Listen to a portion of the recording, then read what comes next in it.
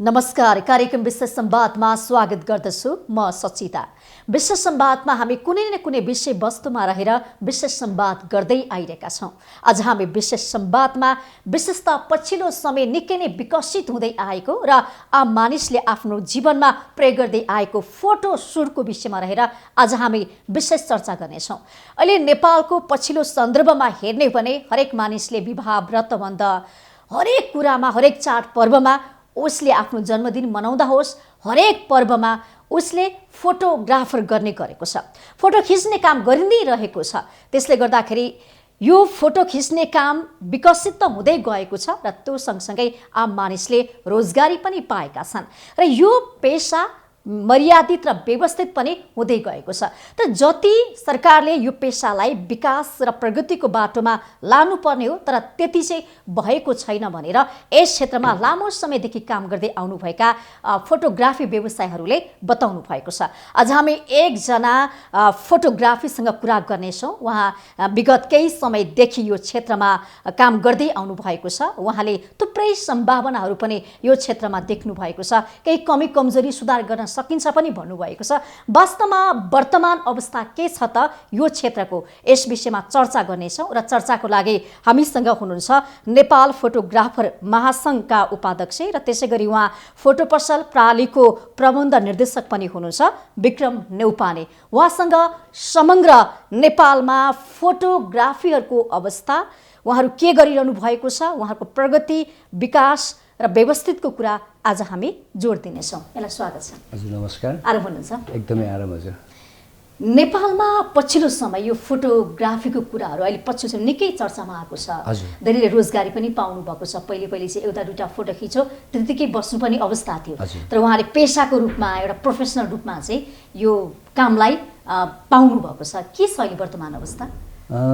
अहिले लगभग पहिला अब 2050 सालभन्दा र अझ विशेष गरी 60 सालबाट नेपालमा फोटोग्राफी एकदमै विश्वमा परिवर्तन भएसरी नेपालमा पनि यसले एकदमै आमूल परिवर्तन ल्याइदियो र त्यसमाथि नि यो सोसल साइटहरूले गर्दाखेरि फोटोग्राफरको आफ्ना चाहिँ तपाईँको स्किलहरू पनि तपाईँको सामाजिक सञ्जालमा अलिकति व्याप्त हुन थाल्यो र यसले सम्भावना सँगसँगै यसलाई व्यावसायिक पनि अलिकति परिष्कृत गर्दै लग्यो र नेपालमा पछिल्लो समय एकदमै राम्रोसित यो व्यवसाय फस्टायो र धेरै अब विदेशी हिँड्नु परेका जति पनि युवाहरू छन् यो पेसातिर अलिकति आकर्षित हुन थाले र पछि विदेश जानुको सट्टा यही पेसामा केही गरौँ सिकौँ भनेर चाहिँ यो पेसातिर बढी झुकाव हुँदै गयो र कोही अधिकांश त तपाईँको फ्रिलान्सर एज अ स्वतन्त्र फोटोग्राफरको रूपमा काम गर्नुभयो भने अब धेरै जस्तो केही साथीहरू छ नि अझ व्यावसायिक रूपमा स्टुडियो सञ्चालन गरेर बस्नु भएको छ। महासङ्घमा आबद्ध भएर काम गरिरहनु भएको छ। महासङ्घ चाहिँ अब अहिले तदर्थ समितिमा छ। अब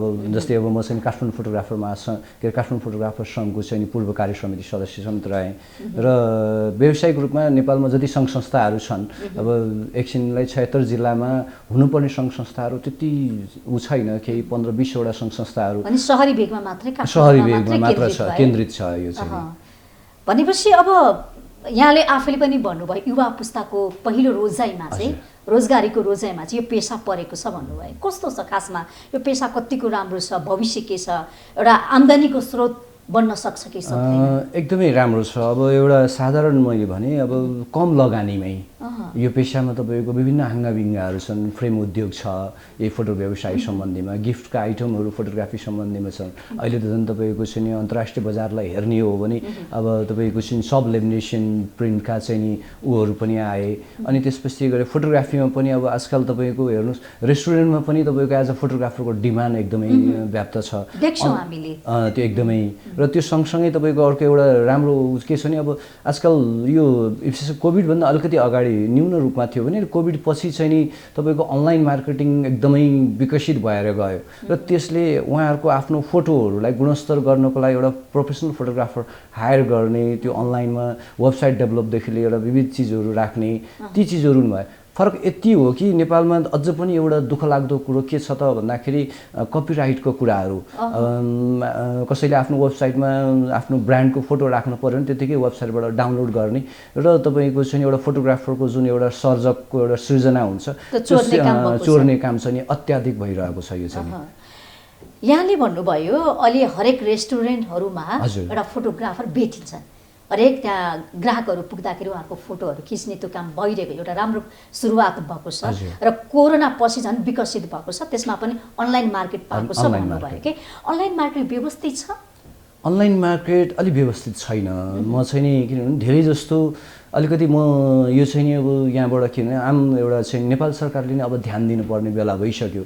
जस्तै हिजो कुनै वडामा तपाईँको चाहिँ नि कसैले व्यवसाय गर्दा स्थानीय निकायमा दर्ता गरी प्यान लिनुपर्ने जुन एउटा चाहिँ अवधारणा छ, अब अधिकांश त नभनौँ केहीले गर्नुभएको होला होइन, तर धेरै जस्तो यसो हेर्ने हो भने अब एउटा डोमिन लियो, अब .com.np नेपाल सरकारले फ्रीमै गरेको छ, .com त तपाईँको छैन जुन छ, डोमिन लियो र त्यो कुन प्राइभेट कम्पनी मार्फत चलिरहेको छ ती चिजहरू हेर्ने काम पनि गर्नु पर्यो। र यसले एउटा जुन अनलाइनको जुन एकदमै तीव्र माग छ यसमा चाहिँ अब सरकारले पनि अनलाइनबाट अझ बढी मानिसले सेवा सुविधा पाएको होइन र, जस्तो कुनै पनि व्यक्तिको विवाह हुँदैछ अथवा बर्थडे मनाउँदैछ भने उसले केही पार्टी केही फङ्सन गर्दैछ भने त उसले अनलाइनमा हेर्ने, त्यहाँबाट सम्पर्क नम्बर लिने, फोन गर्ने, आउँछ, सजिलो सुविधा होइन र? सुविधा पनि हो र त्यो एकदम राम्रो पनि हो। हेर्नुहोस् किन भन्दाखेरि कसले के काम गर्छ, कस्तो काम गर्छ होइन, उसको अब त्यो काम हेरेर क्लाइन्ट मलाई यतिको फोटोग्राफर भयो भने मेरो एज अ लाइफको एउटा मुभमेन्ट नट रिकभरी भन्छु, वेडिङ जस्तो चिज नेपालको एउटा धार्मिक एउटा चाहिँ उसमा चाहिँ जुन एउटा चाहिँ अब विदेश जस्तो दोस्रो तेस्रो विधा कमै हुन्छ यहाँ, भनेपछि त्यो चिजमा र एउटा चाहिँ एउटा राम्रो फोटोहरू खिच्दाखेरि त्यो फोटोहरू खिच्ने मान्छे मलाई यतिको फोटोग्राफर भने हेर्दाखेरि उहाँले पहिला हेर्न पाउनुभयो र हेर्दाखेरि एउटा दुःख लाग्दो कुरो के पनि छ त भन्दाखेरि प्राइजहरू कसैको पनि फिक्स हुँदैन। सायद अब त्यो अब टाइमिङ एउटा तपाईँको अनुभवी फोटोग्राफरहरू हुन सक्ला, तर अलिक महँगो पनि छ प्राइस भन्ने कुरा पनि। प्राइस त यो प्रविधि एकदमै महँगो छ। हेर्नुहोस् यहाँ तपाईँको कस्तो छ भन्दाखेरि साँच्चै नै एउटा दुःख लाग्दो कुरो छ, यहाँ तपाईँको क्यामेरा एउटा किन्दाखेरि पनि एउटा प्रोफेसनल क्यामेरा पनि क्यामेरा मात्र किन्दा नि 3-4 लाख रुपियाँ जान्छ होइन। अझ साँच्चै नै एउटा दुःख लाग्दो कुरो अर्को पनि मैले यहाँ थप्न चाहन्छु, नेपालमा तपाईँको जो आधिकारिक डिलरहरू हुन्छन् उहाँहरूसँग क्यामेरा किन्ने भन्दा तेस्रो मुलुकबाट कसैले आफूले भिरेर ट्याक्स छलेर लिएर आएको क्यामेराहरू नै अधिकांश साथीहरूले प्रयोग गरिरहनु भएको छ। त्यो अलिकति रिजनेबल पर्न आउँछ केही पनि होइन, अब कतिको अब कम्पनीमा दर्ता नभएका हिसाबले पनि हुन सक्दैन, आफ्नो पीडा होला। भनेपछि एकदमै महँगो छ प्रविधि। त्यो प्रविधि सँगसँगै अब समय सँगसँगै जुझ्नु पर्ने एउटा फोटो खिच्नलाई एउटा क्यामेरा नै 3-4 लाखको पर्छ, लेन्सहरू 2-3 लाख रुपियाँको पर्छ, त्यसलाई पोस्ट प्रोसेसिङ गर्नलाई नै 2-3 दिन टाइम लाग्छ होइन। अब भिडियोका कुराहरू छन्, फोटोका गुणस्तरका कुराहरू छन्, अब अहिलेको समय बजार प्रतिस्पर्धाको छ, त्यसले गर्दा महँगोमा खासै त्यति भन्दिनँ यो चाहिँ नि। किनभने अझ साँच्चै नै भन्ने हो भने एउटा फोटोग्राफरको जुन पारिश्रमिक त त्यहाँ निकै नै कम छ कि अझ पनि। अहिले यहाँ कसैले मानौँ न अब 30-35 हजार एक दिनको लिँदाखेरि पनि त्यहाँ एउटा फोटोग्राफरको सबै खर्चहरू हिसाब गर्ने हो भने त पारिश्रमिक त 3-4 हजार पनि छैन होला जस्तो लाग्छ मलाई चाहिँ नि।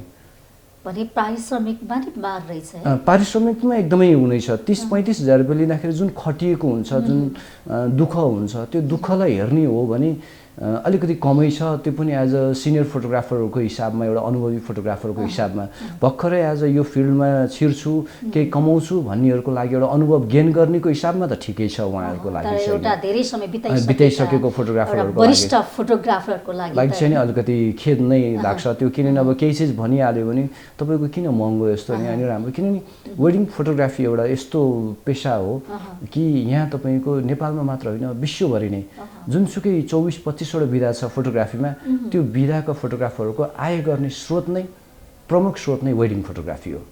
मेन प्रमुख स्रोत नै।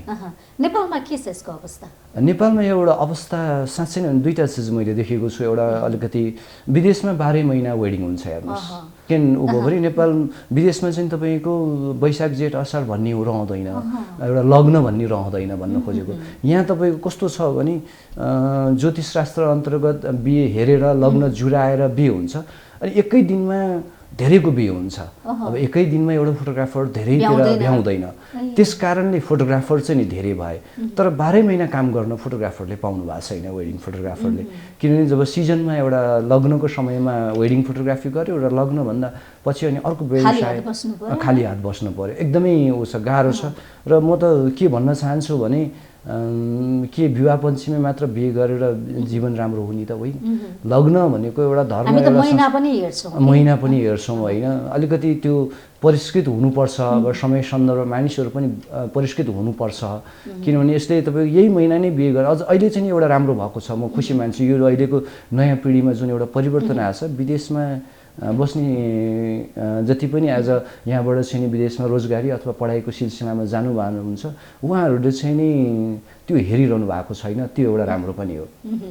त्यो एउटा सकारात्मक पक्ष पनि छ। त्यसले तपाईँको हामीले चैतमा पनि वेडिङ गऱ्यौँ, कार्तिकमा पनि एउटा भनौँ न पुसमा पनि गऱ्यौँ होइन, श्रावणमा पनि वेडिङ गऱ्यौँ। जुन समयमा वास्तवमा वेडिङ हुँदैन भने चाहिँ धेरै वेडिङहरू दिँदैन मानिन्छ होइन। अब तपाईँको चाहिँ नि भगवान् श्रावणमा तपाईँको चाहिँ नि पृथ्वीमै रहँदैनन्, जमिन पनि भाँसिएका हुन्छन् भन्ने क्रममा पनि त्यहाँ पनि जस वेडिङ भएका छ र उहाँहरूको जीवन पनि साँच्चै नै आजसम्म यत्रो वर्ष भइरहेछ, खोइ राम्रैसित बितिरहेछ।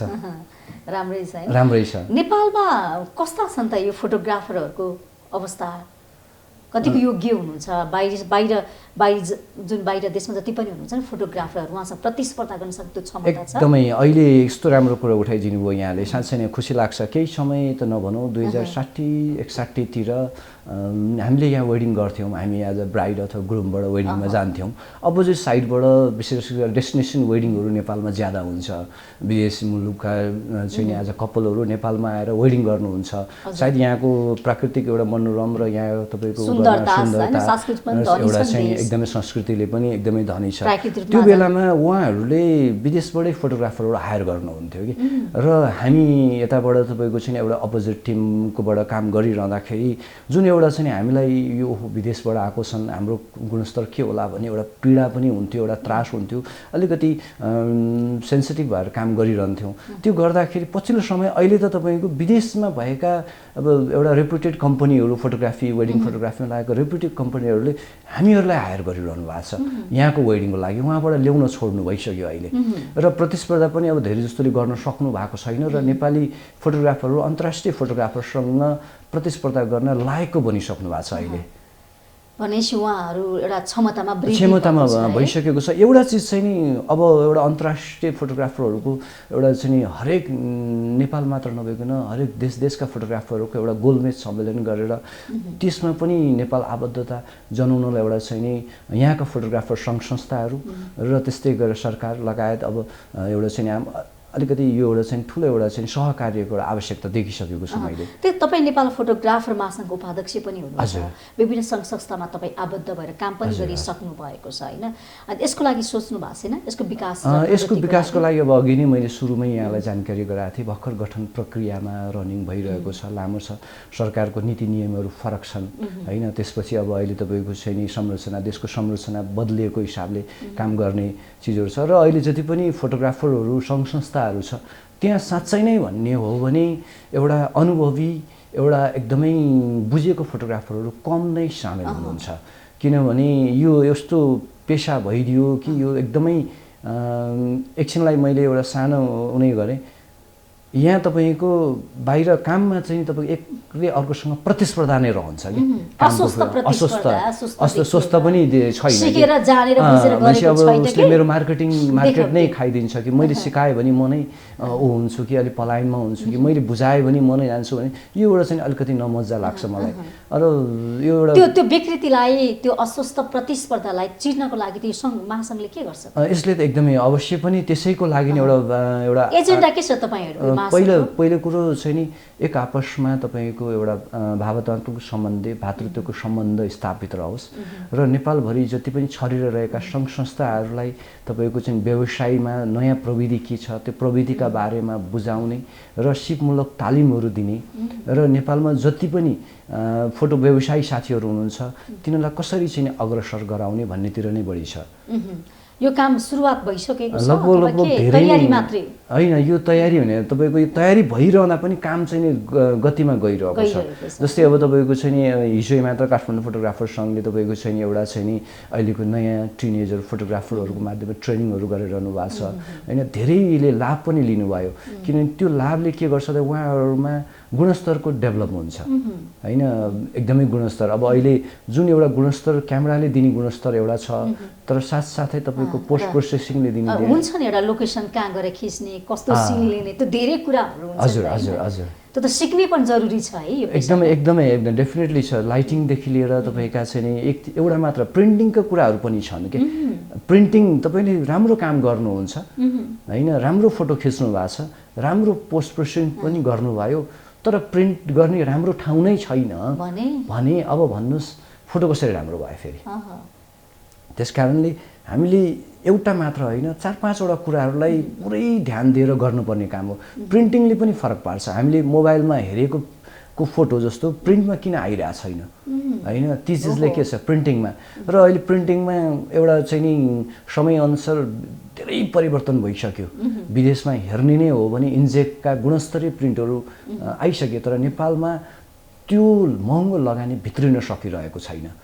त्यो टेक्नोलोजी हामीले दोस्रो मुलुक क्यामेरा पनि नेपालमा छैनन् त्यो क्वालिटीको भन्ने कुरा छ क्यामेरा त अन्तर्राष्ट्रिय बजारमा जे आउँछ त्यो नेपालमा अवश्य आउँछ। फरक यति अलि ढिला आउँछ, हामीले पहिले महँगो पर्छ, तपाईँको महँगो पर्छ, र साथसाथै तपाईँको अब महँगो परे पनि त्यसको आय त हुन्छ नै होइन, तपाईँको त्यो राम्रो नै छ। तर के एउटा चाहिँ भइरहेको छैन भने नेपालको अथोराइज डिलरहरू कम छन्, र कम छन्, तर कम भए पनि फेरि आम फोटो व्यवसायी अथवा ग्राहकहरूले चाहिँ डिलरमै गएर किन्न चाहिँ अलिकति महँगो मान्नुहुन्छ कि त्यो भ्याटहरूको लगाएर उहाँहरू भ्याट छलेर किन्नुहुन्छ। म चाहिँ यसको चाहिँ पहिलादेखि नै चाहिँ प्लिज सरकारलाई पनि केही दिउँ, सरकारको ढुकुटी पनि बढाउनु पर्छ, हामीले यसरी अगाडि बढाउनै भन्ने आवाज उठाइरहेको छु।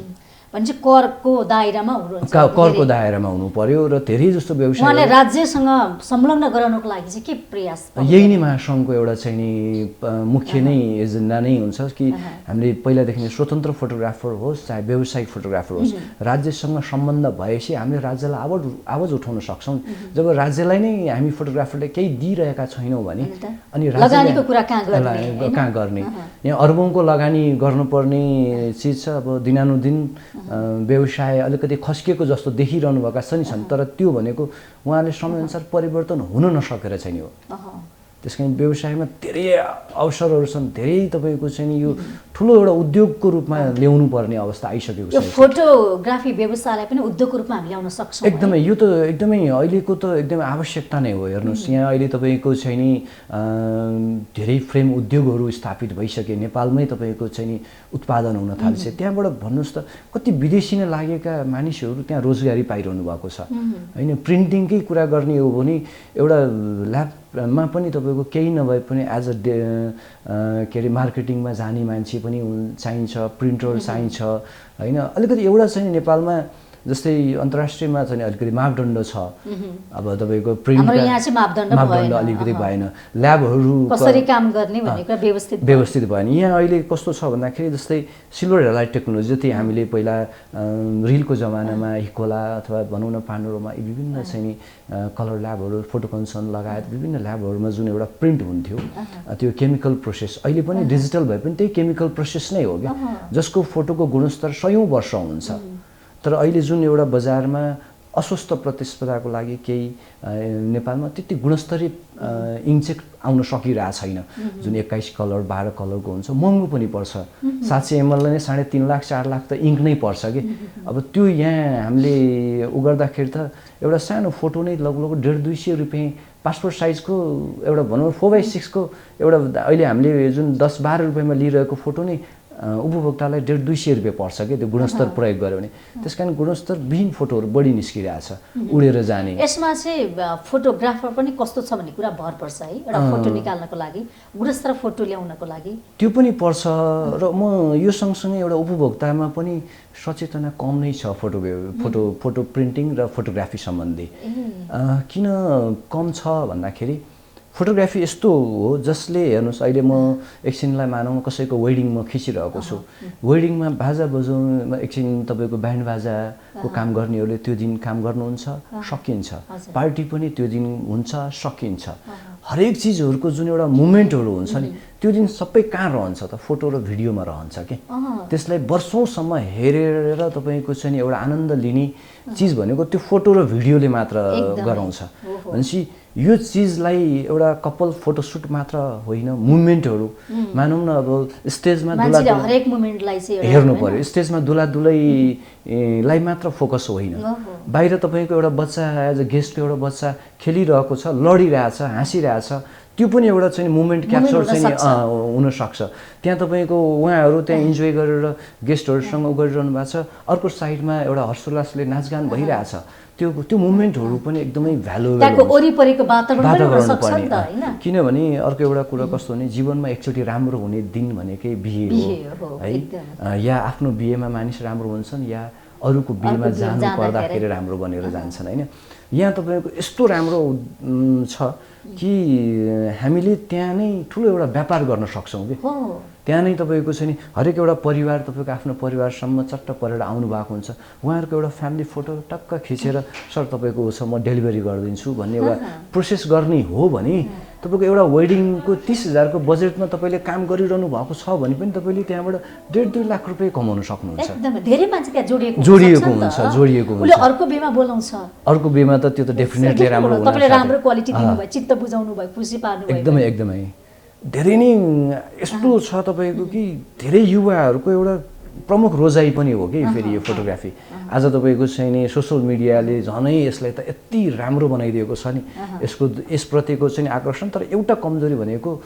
मोबाइलसँग युद्ध गर्न भनेर सोच्छन् मैले चाहिँ के भन्छु साँच्चै यो टपिक किन अगाडि आइरहेछ भने नि यो मोबाइलमा जति मान्छेहरू खेल्न थाले बिजी भयो नि मोबाइलले गर्दाखेरि मोबाइलमा क्लिक फोटो गर्ने जहाँ पुग्दा पनि फोटो खिच्छन् भिडियो बनाउँछ मोबाइल लाइभ भइहाल्छ सबै कुरा जुम सुम सबै मिलिहाल्छ त्यसले गर्दाखेरि चाहिँ फोटोग्राफीहरू अलिक ओजेनमा पर्यो भन्ने कुरा पनि आछ यो पेसारी सङ्कटमा पर्यो भन्ने कुरा पनि आछ यसले प्रभाव पारेको छ कि छैन असर प्रभाव त पारेकै छ पोजिटिभ र नेगेटिभ प्रभावमा भर पर्छ म एउटा विचार के राख्छु भन्दाखेरि आम उपभोक्तालाई सजिलो चाहिँ नि बनाइदियो एकदमै सजिलो बनाइदियो र यो मोबाइल फोटोग्राफीले गर्दाखेरि तपाईँको साँच्चै नै भन्ने हो भने विश्व एकदम फड्को मार्यो र तपाईँको फोटोग्राफरहरूमा पनि अब मैले परिवर्तन गर्न सिक्नुपर्छ है उहाँहरूले खिच्ने फोटो र मेरो फोटोमा एकै नाश भयो भने त म प्रोफेसनल फोटोग्राफर भन्नुमा के फरक रहँदैन फरक पनि त दिनु पर्यो नयाँ कुरा दिन सक्नु पर्यो त्यसैले गर्दा नै उहाँहरूमा सिपको विकास गर्नुपर्छ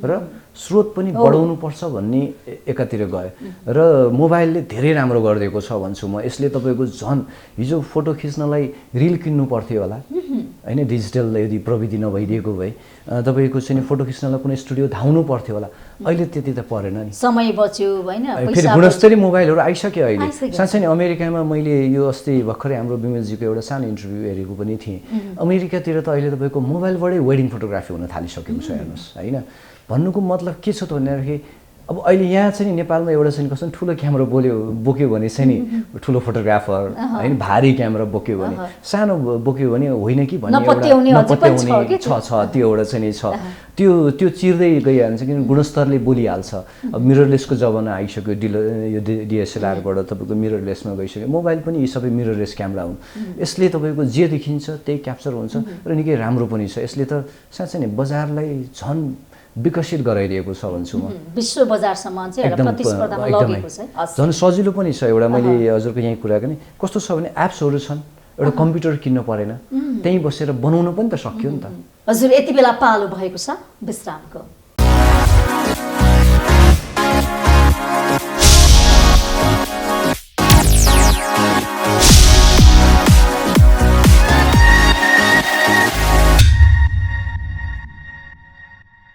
विश्रामपछि स्वागत छ फेरि पनि हामी लाग्छौँ बाँकी कुराकानीतर्फ यहाँले लगानीको कुरा पनि उठाउनु भएको थियो अनि सुरक्षाको कुरा पनि उठाउनु भएको छ यो पेसा अलि सङ्कटमा पर्यो जति लगानी गर्नुपर्ने त्यो भएको छैन राज्यको तर्फबाट जति व्यवसायले आफ्नो तरिकाले गरिरहनु भएको छ सिकाउने काम पनि भएको छैन जति जे जानेको छ त्यो मात्र भएको छ यसले सुधारको कुरा पनि अघि जोड्नु भएको थियो अब यसलाई कसरी व्यवस्थित तरिकाले अगाडि बढाउने त पहिलो कुरो यहाँ लगानी गर्नलाई अब धेरै मान्छेहरूको उत्साह कम भइसकेको छ यो पेसामा एउटा ठुलो अरबौँको लगानी गर्नुपर्ने जुन यो पेशा छ त्यहाँ उत्साह कम भएको छ। किन त कारण के हो यसको पछाडि? यसको कारण चाहिँ कस्तो छ भन्दा एउटा बजार अलिकति सहरीकरण मात्रै भयो, यो सहरी केन्द्रित मात्र रह्यो। अर्को एउटा कस्तो छ भन्दाखेरि यहाँ तपाईँको एउटा बुक एल्बमको एउटा मेसिन मात्र गर्दा नि 1500 करोड लाग्छ। हेर्नुहोस् एउटा बुक एल्बमको एउटा चाहिँ हो 1500 करोड लाग्छ त्यसलाई टोटल्ली चाहिँ डेभलप गर्न भनेपछि। अनि फेरि कस्तो करोडौँको लगानी हुन्छ र तपाईँको त्यहाँ के भइरहेको हुन्छ त भन्दाखेरि लिने 1 रुपियाँ 2 रुपियाँबाट काम गर्न परिरहेको हुन्छ।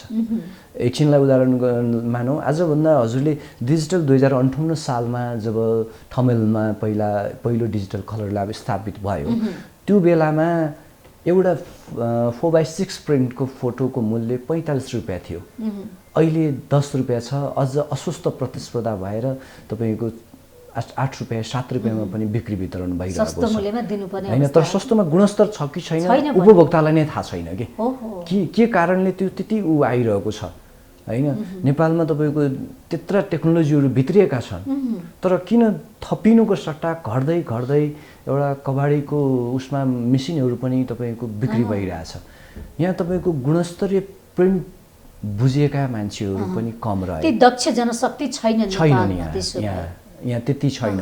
तपाईँका चाहिँ फोटो प्रिन्टिङका एउटा प्रिन्टिङ अनुभवी एउटा चाहिँ विदेशमा बसेर ट्रेनिङ गरेर आउने। यहाँ त प्रिन्ट गर्न पनि कस्तो भइदियो भने यसो थिच्यो भने प्रिन्ट भइहाल्छ नि, कन्ट्रोल पी भइदियो कि यहाँ चाहिँ एज अ अटो भइदियो जे चिज पनि। र त्यसले गर्दा गुणस्तर छुट्टिएन। मेहनत के हो त्यहाँ एउटा प्रिन्टरले लगाउनु पर्ने योग्यता त्यो आँखा त्यहाँ देखिएन कम छ। कसरी प्रिन्ट गर्ने त्यो प्रिन्ट गर्दाखेरि अझ बढी फोटो राम्रो आउँछ, आकर्षक आउँछ। त्यसमा चाहिँ नि एउटा चाहिँ नि उपभोक्ताले कमेन्ट नगरे होला, कमेन्ट कम भयो, असन्तुष्टि त जाहेर गर्नुपर्छ। यति पैसा मैले पे गरेको छु, यो फोटो चाहिँ राम्रो निकाल्नु पर्छ भनेपछि त अर्को व्यक्तिले पनि सोच्छ होला नि। अनि अर्को एउटा के पनि छ यहाँ हेर्नु है त, तपाईँको कस्तो एउटा मिठो भनौँ अलिकति दुःख लाग्दो कुरो 1 रुपियाँमा काम गर्नुपर्छ हैन, तर तुलना तपाईँको अर्को गलत प्रविधिको सँग गरिरहनुपर्छ, गलत निस्किरहेको फोटो। र अनि यो तपाईँको जति पनि म त एउटा कुरा के नै जस्तै भन्नुहुन्छ धेरै जस्तो फोटोग्राफरहरू साथीहरू अलिकति कहिलेकाहीँ यी आवाजहरूमा अलिकति खिन्नता व्यक्त गर्नुहुन्छ। म एउटा के राख्न चाहन्छु भन्दाखेरि अब अहिले नेपाल सरकारले परराष्ट्र मन्त्रालयमा आफै फोटो खिच्ला, नागरिकताकोमा आफै फोटो खिच्दैला हैन, तपाईँको चाहिँ राष्ट्रिय परिचय पत्रको एउटा अभियान सुरु हुँदैछ, त्यसमा तपाईहरुको माग हुनुपर्ने हो हैन, तपाईँको त्यस्तै फोटोग्राफर खोज्नु पर्ने हैन र लाइसेन्सको फाँटमा पनि फोटो खिच्छन् हैन। त्यो खिच्नु भनेको एउटा व्यावसायिक फोटोग्राफरको हिसाबले चाहिँ नि दुःख लाग्दो कुरा हो, तर एउटा नेपाली नागरिक भएको हिसाबले चाहिँ सुख लाग्दो कुरा हो। फरक यति हुनु पर्यो कि त्यहाँ गुणस्तरीय फोटो खिच्ने फोटोग्राफर हुनु पर्यो, त्यहाँ तपाईँको उच्च स्तरीय प्रविधि नै हुनु पर्यो, एउटा फोटोग्राफरले उ गर्ने प्रविधि नै हुनु पर्यो। एउटा वेब क्यामबाट फोटो खिचिदिएर त भएन नि हैन, त्यहाँ फोटोग्राफर हायर गर्नुहोस्, त्यहाँ फोटोग्राफर राख्नुहोस्, अनुभवी दक्ष फोटोग्राफर राख्नुहोस्, प्रविधि पनि राख्नुहोस्। त्यसले नेपाली नागरिकलाई त फाइदा दियो नि। तिनीहरूमा फोटो खिच्नु गलत हो भन्दिनँ म, त्यो एकदमै राम्रो कुरा हो। एउटा नेपाली नागरिक भएर हेरौँ सजिलो भयो नि त, धाउनु परेन ब्याङ्कमा यताउता, त्यहाँ सबैले खिच्दोस्, तर त्यहाँ फोटोग्राफर नै हुनु पर्यो, एउटा चाहिँ प्रोफेसनल फोटोग्राफर, त्यो प्रविधि पनि हुनु पर्यो। त्यो छैन, त्यो अभाव छ है अहिले पनि। पुग्नु पर्ने ठाउँमा अझ पुगेको छैन। तपाईहरु जस्तो व्यक्ति पनि अझै पनि ओझेलमा हुन्छ, राज्यले प्रयोग गर्न सकेको छैन, प्रयोग नै गर्न सकिरहेको छैन। नेपालमा फोटोग्राफी एकदमै एकदमै नेपालको सुन्दरता विश्वमाझ पुगिरहेछ। त्यही त हिमालहरू तपाईहरुले कति खिचेर देखाइरहनु भएको हुन्छ, अब यो कोभिडले गर्दा लुकेका ती सुन्दरताहरू प्राकृतिक सुन्दरता तपाईहरुले त खोजी त्यो हेरेर नै हो, पर्यटक आकर्षित गर्न सकिन्छ त्यसबाट। एकदमै डेफिनेटली त्यो त अहिले नेपालीहरु पनि फोटो खिच्न कति व्यस्त छन् हेर्नुस् त। अहिले आन्तरिक पर्यटक त कति बढेका छन् हैन, तपाईहरुले एउटा मजाले कमाउन सक्ने दिन आएको छ नि। जब नयाँ वर्ष आउँदैछ, नयाँ वर्षमा हरेक मान्छे फोटो सुट गर्न चाहन्छ। त्यो सँगसँगै एउटा कस्तो छ भन्दाखेरि यस्तो चाहिँ नि उ भइसक्यो। तपाईँ एकछिनलाई म धेरै परको देशको कुरै नगरौँ, दिल्लीकै कुरा गरौँ। दिल्लीमा तपाईँ एउटा चाहिँ नि दिल्ली दरबारमा गयो भने त्यहाँ तपाईँको क्यामराम्यानहरू तपाईँको घाँटीमा क्यामेरा भिरेर त्यो दिल्ली गेटमा फोटो खिचेर तुरुन्तै निकालेर दिइरहनु भएको छ कि। जस्तो मान्नु विदेशी पर्यटक आयो भने त उनीहरू घाँटीमा क्यामेरा लिएर आउँछन् नि, तर उहाँको फोटो त हुँदैन नि। हामीले हाम्रो फोटो लिएर जानुहुन्छ, उहाँ गएर बेच्नुहुन्छ, कमाउनु भएको छ नि। खोइ त नेपालीले बुझेको त्यो त एकदमै एकदमै यति राम्रो कुरा गरिदिनु भयो। यहाँको सुन्दरता पाइलामा छ के, पाइलामा छ। यहाँ त यो फोटोग्राफी पेसामा नेपाल साँच्चै नै सुन्दरताले धनी छ र यो सुन्दरता देखाउन आर्थिक सक्ने क्षेत्रको प्रमुख आधार पनि बन्न सक्ने देखिन्छ एकदमै, किनभने एकदमै। एउटा तुलसीको मोठकै र ऐतिहासिक त्यो तुलसीको मोठकै एउटा फोटो खिच्यो भने पनि त्यो चर्चामा आउँछ के एकदमै चर्चामा आउँदै एउटा आउँछ। अमलाकै बोटको फोटो खिच्यो भने बेलकै बोटको फोटो खिच्यो भने अहिले- होइन जडीबुटीको कुरा एउटा अहिले- च्याउकै फोटो खिच्यो भने पनि टमाटरकै खिच्यो भने पनि म यहाँलाई गुन्द्रुकै कुरा गर्न हामीले सानो धेरै ठुलो कुरा गर्नु पर्दैन। सानो सानो कुरा मात्रै हामीले देखाइदियो भने त्यो एकदमै राम्रो छ। मान्छेलाई त आकर्षित गर्न सक्छ। यहाँलाई मैले एउटा कुरो सानो जस्तै अहिले हाम्रै बच्चा नानीहरू स्कुल पढ्नुहुन्छ, प्रोजेक्ट रिपोर्ट चाहिन्छ होइन। प्रोजेक्ट रिपोर्टको लागि उहाँहरू नजिकको फोटो व्यवसायी स्टुडियोहरूमा उहाँहरू पुग्नुहुन्छ। मलाई एउटा चाहिँ विश्व सम्पदा सूचीमा रहेका चाहिँ मठ मन्दिरहरूको फोटोहरू चाहियो भन्नुहुन्छ होइन। ती फोटोग्राफरले त सबैले त खिच्नु भएको हुँदैन। अनि उहाँहरूले मैले अघि नै पनि भने नि उहाँहरूले इन्टरनेटबाट डाउनलोड गर्नुहुन्छ। केही फोटोहरू विदेशीले खिचेका भए, केही फोटोहरू नेपाली फोटोग्राफरले खिचेका भए। अब यो त तपाईँको चाहिँ नि अलिकति सर्जकको सृजना त लुटिएको हो नि। एकदमै हेर्नुहोस् न, त्यो चोरिएको हो नि। मेहनत हो होइन, त्यो एउटा फोटोग्राफरको मेहनत चोरी हो नि। तपाईँले कति दिन लगाएर बोके कुन ठाउँमा कष्ट गरेर त्यो ठाउँ खोज्नु भएको हो नि त मानौ न उहाँले यदि कपिराइट रजिस्टर कार्यालयमा, नेपाल सरकारको कपिराइट रजिस्टर कार्यालयमा त्यो दर्ता गरेको छ र मैले त्यसलाई गलत प्रयोजन आफ्नो व्यक्तिगत नाफाको लागि मैले प्रयोग गरिरहेको छु भने उहाँले मुद्दा हाल्दा त मलाई कानुनी झमेला हुन्छ नि। त्यस कारण म सबैलाई के भन्न चाहन्छु भने पहिलो कुरो त विशेष गरेर नेपालका जति पनि फोटोग्राफर हुनुहुन्छ एउटा कुरा धेरैलाई थाहा पनि छैन कि आफ्नो फोटोको अधिकार के हो भनेर कति थाहा नै छैन। अब यहाँले भन्नु मापदण्डै छैन। जस्तो विदेशमा त मापदण्ड हुन्छ र सिस्टममा चलेको देश हो विदेश भनेको विदेश भनेको। नेपालमा केही सिस्टम छैन नि त। यहाँ त आफ्नो इच्छाले स्वतन्त्रता त हरेक ठाउँमा छ। एकदमै यहाँहरूले मैले फोटो खिच्दा कसलाई असर पर्छ, कस्तो फोटो खिच्ने होइन, त्यो व्यक्ति खुसी हुन्छ, उसको एउटा प्रतिष्ठा बढ्छ भन्ने कुरा सोच्नु त एउटा फोटोग्राफरले हो नि त।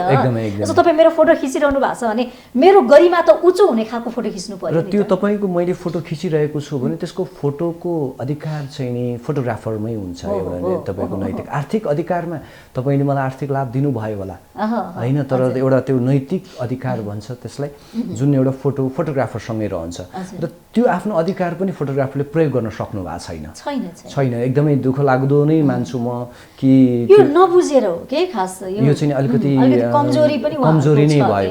एउटा सानो म एउटा घटना फोटोग्राफ र फोटोग्राफी भनेको के हो भनेको छुट्याउन नसक्या हो कि। म एउटा सानो यहाँलाई एउटा घटना नै बताउँछु। नेपाली फोटोग्राफर हुनुहुन्छ विमल नेपालजी।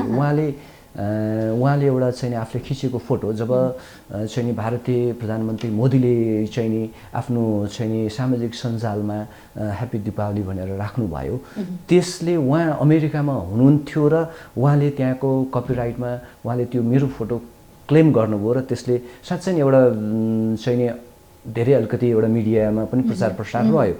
तर त्यस्तै चिज चाहिँ नि हामीले हरेक ठाउँमा गर्नुपर्छ। यहाँ धेरैको फोटोहरू तपाईँको चाहिँ नि बिना अनुमति होइन चोरी भइरहेका छन् र सर्जकको त्यो सिर्जना जुन चोरी भइरहेको छ त्यो भएको हुनाले त्यसलाई रोक्नको लागि म ती सम्पूर्ण फोटोग्राफरलाई चाहिँ नि यो टेबलको मार्फतबाट पनि कोबाट भएको छ यस्तो काम चाहिँ? यो चाहिँ नि तपाईँको अनलाइन मार्केटिङ भन्छौँ। अब यो अहिले त तपाईँको एकदमै अनलाइन सजिलो भनेको छ तर विकृति पनि छ के। यो अनलाइन बिजनेसले तपाईँको धेरै नै तपाईँको चाहिँ नि डाउनलोड भएर र ती चिजहरू चाहिँ नि अलिकति त्यो अनलाइन प्रचारमा आएका छ नि धेरै कुराहरू त्यहाँ राखिएको हुन्छ। आउनुहोस् हामी तपाईँले भने जस्तै फोटो खिचिदिन्छौँ, भिडियो बनाउँछौँ भन्ने कुरा आएको छ नि। त्यसमा कतिको भर र विश्वास पर्न सकिन्छ। पहिला त्यसको वर्किङ एउटा अहिले त तपाईँ हामीभन्दा पनि आम उपभोक्ता नै एकदमै सचेत हुनुहुन्छ उहाँहरूले। तर एउटा उहाँहरूलाई म यो कुरा भनिरहँदाखेरि चाहिँ नि अनलाइनमा काम गर्दाखेरि तपाईँले जे देख्नुभयो अब अरू प्रडक्ट फोटोग्राफी लगायत विभिन्न तपाईँको फोटोग्राफीमा त ठिकै छ, त्यसमा त तपाईँले त्यहाँ रिटेक गर्न सक्नुहुन्छ। तर वेडिङमा चाहिँ नि म प्लिज उपभोक्तालाई एउटा जानकारी गराउनु, तपाईँले कुनै ब्रान्ड कम्पनी अनलाइनमा फेसबुक, इन्स्टाग्राम र ट्विटर, टिकटकमा पनि आजकल पब्लिसिटी राम्रै छ वेडिङ फोटोग्राफीको भनेपछि यी चिजहरू जुन सोसल साइटमा तपाईँले एउटा चाहिँ नि त्यहाँको फोटोग्राफर गर्नुहुन्छ, उहाँले खिच्दै हुनुहुन्छ या उहाँले हायर गर्दै हुनुहुन्छ। हायर गर्दा नि ठिक छ, तर सम्बन्ध चाहिँ नि तपाईँको सिधा फोटोग्राफरसँग रहनु पर्यो। एउटा फोटोग्राफरसँग पारिवारिक सम्बन्ध रह्यो भने फोटो राम्रो आउँछ। फोटोग्राफर र सिनेमाटोग्राफर एज अ भिडियोग्राफरको जुन सम्बन्ध एउटा पोजिटिभ रहन्छ त्यसले फोटो रमाइलो बनाउँछ। र त्यो फोटोले इतिहास बनाउँछ। एउटा मरे पनि मैले खिचेको फोटो बाँचिरहनु पर्यो र मेरो फोटो पनि बाँचिरहनु पर्यो। त्यसकारणले त्यो सम्बन्ध स्थापित गर्ने फोटो खिच्ने फोटोग्राफर र ग्राहक बिचको चाहिँ नि एउटा मिठो तारतम्य हुनुपर्छ। त्यो अलिक कम छ। त्यो अभ्यास यहाँ कस्तो छ अभ्यास भने अब मानौँ न एकछिन मेरै साइडमा होइन अब फोटोग्राफीमा मलाई उ गर्नुहुन्छ म आफू काम गर्छु त ओके भन्छु तर म काम गर्दैन त मैले किन म चाहिँ छैन म हजुरलाई अर्को फोटोग्राफर रिकमेन्ड गर्दैछु उहाँ चाहिँ मेरो टिममा हुनुहुन्छ कृपया उहाँसँग के कस्तो गर्ने प्राइजदेखि लिएर सबै चिज तपाईहरु दुईजना बसेर छलफल गर्नुस् मिटिङ गर्नुस् हैन तपाईको चाहिँ नि परिवारहरु चिनाउनुस् तपाईको एक तपाईको म यो चाहन्छु कि त्यो दुलै आफू सानो बेलामा खेलेको लडेको ती सबै चिज खिचोस् भन्ने चाहन्छु। अब अहिले अलिकति पार्टी प्यालेसमा ज्यादा बिहे हुन्छ के त्यसकारण उहाँहरुको साथीभाइ कलेज घर पनि देखाउन पाइदैन अलिकति सबै भन्ने देखाउन पाइदैन अनि उहाँहरुको साथीभाइहरुसँग चाहिँ फोटो नछुटोस् त्यो एउटा परिवारबाट अर्को परिवारमा उहाँ जाँदै हुनुहुन्छ यो त अध्ययन जस्तो देखियो के अलिकति थोरै होमवर्क चाहिँ गर्नुपर्छ एकदमै त्यो गरेको छ आजको फोटोग्राफीहरुले केही त बुझेर सोचेर छन् केही यस्तो राम्रो ऐतिहासिक फोटोग्राफी गर्नु पनि यहाँ स्टोरी टेलिङ चाहिँ नि छैन नेपालमा वेडिङ फोटोग्राफीमा स्टोरी टेलिङ चाहिँ नि कम छ अलिकति तपाईको फेन्सी ज्यादा भइरहेछ फेन्सी नै भन्छु म अब स्वयं आफूले पनि अब त्यो ग्राहक नै पनि उ नै भयो होला अलिकति विदेशतिर बसेर त केहीले त बुझ्न थाल्नु भयो हैन अधिकांशले बुझ्न सकिरहनु भएको छैन। अब फोटोमा एउटा स्टोरी टेलिङ हुनुपर्छ बिहानको त्यो तपाईको संस्कृतिदेखि लिएर किनभने फोटोले त संस्कृति र संस्कारलाई अमर बनाउँछ हेर्नुस् अमर बनाउँछ र त्यसले हिजोको दिनमा कसरी चाहिँ तपाईको बिहे हुन्थ्यो त्यसका क्वेशनहरु चाहियो चाहे तपाईको मातृका पूजाकै कुरा नहोस् हैन तपाईका चाहिँ नि एउटा फोटोग्राफरमा हुनुपर्ने त्यो संस्कृतिको ज्ञान पनि हुनुपर्छ एकदम नलेज नै यसपछि के हुन्छ हैन तपाईको हामीले आफ्नो काम गर्ने हो पुरोहितसँग इन्टरफेक्सन त्यो अलिकति उहाँलाई चाहिँ नि गुरु हजुरले दायाँ राख्ने ठाउँमा बायाँ राख्नु त्यो भन्नु हुँदैन हामीले तर बुझ्न त पर्यो नि हामीले उहाँको कामलाई चाहिँ आजकल